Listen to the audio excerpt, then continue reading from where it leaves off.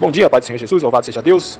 Pai, em nome do Senhor Jesus, eu te louvo por mais essa manhã, a qual o Senhor preparou para juntos aprendermos um pouco mais sobre a Tua Palavra, que a Tua Palavra venha entrar nos nossos corações, que venha nos confrontar, que venha, Pai, em nome de Jesus, nos exortar, que venha nos corrigir, mas também venha produzir cura, transformação, libertação, restauração e salvação. Fala conosco, Pai, através da Tua Palavra, que Teu Espírito possa ir adiante de nós, adiante das palavras, Pai, e convencer o homem do pecado, da justiça e do juízo. Que o Senhor venha falar conosco, Pai, através da Tua Palavra, que eu te peço em nome do Senhor Jesus. A palavra de hoje está em 2 Reis, capítulo 5, fala a respeito de Naamã, chefe do exército da Síria, que era um homem que tinha um bom testemunho perante os seus senhores, era um homem grande diante de seu senhor, era um homem conceituado, respeitado, herói de guerra, e por meio dele Deus tinha dado vitórias ao rei da Síria. E a Bíblia fala, porém ele era leproso. E a lepra é uma doença que contaminava, contagiava aqueles que estavam próximos, que tocavam. Ela era uma doença que contaminava fácil, propagava rápido. Então eles teriam que ficar separado, afastado. E a Bíblia fala que aquele homem ele invadiu ao Israel e levou cativo uma menina, uma jovem. E aquela menina, quando viu que ele estava leproso, ele falou, se o meu senhor estivesse lá em Israel, lá em Samaria, o profeta de Deus o curaria. E aquele homem ouviu essa palavra, e a palavra fala que a fé vem pelo ouvir e ouvir a palavra de Deus. E aquele homem foi até o rei e falou, lá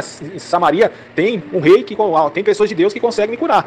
Então, rei, envia uma carta e fala que eu vou depois da carta para que eles venham me curar. E o rei foi, enviou uma carta e falou, após essa carta eu estou enviando meu servo, Naamã, para que vocês venham o curar. E quando aquela carta chegou ao rei, o rei temeu, o rei tremeu e falou, eles estão querendo preparar guerra contra nós. Ele rasga suas vestes e fala, acaso estou eu na condição de Deus, que eu posso dar vida, tirar vida, curar, restaurar? Eu não estou. E o profeta de Deus que estava ali próximo ao rei fala, manda que ele venha a mim, que eu o curarei, eu o sararei. Naamã ele vai, leva presentes para o profeta e chega até a casa do profeta com expectativas, com um objetivo, ser curado. Assim, irmãos, muitas vezes, como eu e você, já chegamos próximos de Deus, perto de pessoas de Deus com expectativas, mas muitas vezes as expectativas são criadas dentro de nós. Deus não prometeu, e assim, irmãos, aconteceu. Naamã, ele chegou com expectativa que ele seria recebido, que ele seria, que um homem de Deus invocaria o nome de Deus, passaria suas mãos sobre as feridas dele e ficaria curado. Porém, o homem de Deus lá de dentro pede para um dos seus servos ir lá e falar, manda que Naamã mergulhe 7 vezes no rio Jordão.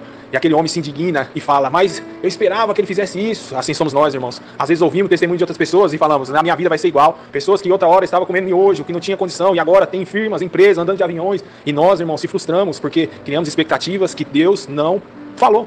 A palavra de Deus, ele zela por sua palavra. O que o homem fala, irmãos, ele não zela. Ele tem compromisso com a sua palavra. Talvez nós chegamos com expectativas de ficar rico, próspero, uma vida abençoada, uma família abençoada. Mas Deus tem, irmãos, o perdão e tem a salvação. Talvez nós estejamos na condição daquela mulher que foi pegada no ato de adultério e chegou até o Senhor Jesus, prestes a morrer. E o Senhor Jesus, ele fala, aquele que não tem pecado, que atira a primeira pedra sobre essa mulher. E todos saem. E ele vai e olha para aquela mulher e fala, cadê os seus acusadores? Não sobrou ninguém. Eu também não te acuso. Vai e não peque mais. Aquela mulher recebeu o perdão. Talvez, irmãos, que Deus tem para mim e para você é o perdão dos nossos pecados. Talvez, irmãos, Deus, ele olha para nós e fala assim, a tua fé te curou, te salvou. Vai-te em paz, você está salvo. E nós queremos, nas nossas expectativas, dinheiro, fama, riqueza. Não, irmãos. Deus, ele prometeu a salvação. O evangelho de Cristo é a respeito do quê? Da nossa vida, da nossa salvação, da vida eterna. Porém, nós, irmãos, estamos preocupados com as coisas terrenas. E Naamã, irmãos, se indignou e não quis obedecer à voz do homem de Deus. E ele foi para casa indignado. Porém, um dos seus servos olhou e falou, se ele tivesse pedido uma coisa difícil, você faria? Ele falou, faria. Então, o que custa você tentar? O que custa você fazer? O que custa, irmão?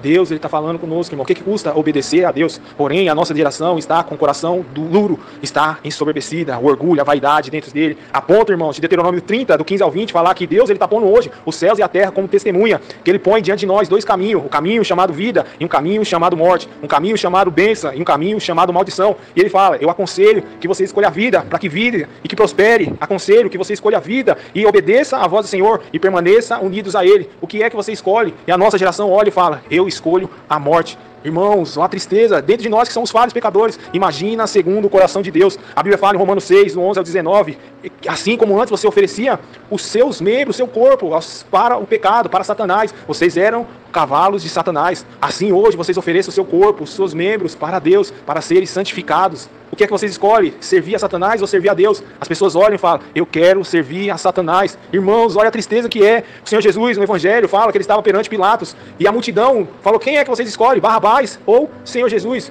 Barrabás ou Jesus? E a multidão olha e fala, nós escolhemos Barrabás. O que é que você escolhe, o mundo ou a Jesus? A nossa geração está escolhendo o mundo. E o que é que eu faço com Jesus? Crucifica, crucifica, crucifica. Estão crucificando o Senhor Jesus de novo, irmão, por causa do ego, do orgulho. Olha tanta escolha errada, irmãos, que estão fazendo. Irmãos, Deus está nos chamando para a obediência. Deus está nos chamando de volta, irmãos, ao caminho do Senhor. Naamã, ele foi buscar a cura, e ele mergulhou 7 vezes, talvez sem fé, sem credo, mas mergulhava 1, 2, 3, nada acontecendo, mas na 7ª vez ele foi restaurado, foi curado, e ele voltou para dar os presentes para o homem de Deus. O homem de Deus olhou e falou: eu não quero nenhum dos seus presentes, pode voltar para sua casa em paz. Naamã falou: eu posso fazer ainda 2 pedidos para você? Pode. Qual é o primeiro? Eu quero que você permita que eu leve 2 carruagens, 2 jumentas de terra daqui, porque eu quero oferecer sacrifícios, as minhas orações na terra de Israel, ao verdadeiro Deus. Eu quero servir ao verdadeiro Deus, ainda que em terra alheira, mas eu quero servir o verdadeiro Deus. Deus, ele fez uma cura por completa, não só no físico, mas ele curou a alma de Naamã, e Naamã reconheceu quem era o verdadeiro Deus. Ele falou: o segundo pedido, eu peço perdão, porque eu trabalho para um rei, e eu vou ter que entrar no santuário do Deus Rinom, o Deus de Rinom,